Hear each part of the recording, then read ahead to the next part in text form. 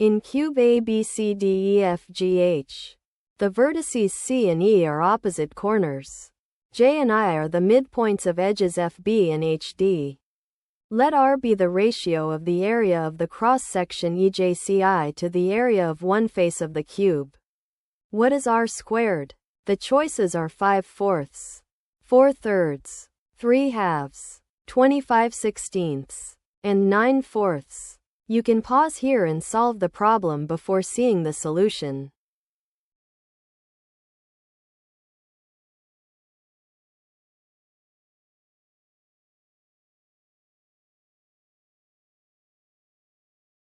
Put the cube on a coordinate grid as a unit cube. Let A be the origin, with B, C, and D around the bottom, and E, F, G, and H directly above them on top.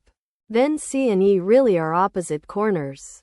J, the midpoint of FB, is at 1, 0, 1/2, and I, the midpoint of HD, is at 0, 1, 1/2. Now look at the cross-section EJCI. Check the length of each side. Every side goes across 1 unit and up or down 1/2 a unit. So each side is the square root of 1 plus 1/4, which is the square root of 5/2. All 4 sides are equal. So EJCI is a rhombus. For a rhombus, the area is 1/2 the product of its diagonals.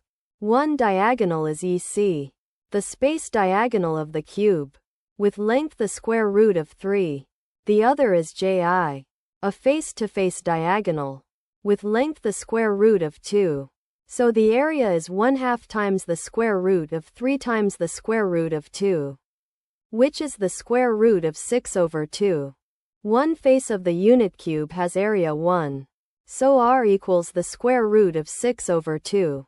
Squaring R squared is 6/4, which is 3/2. That is choice C.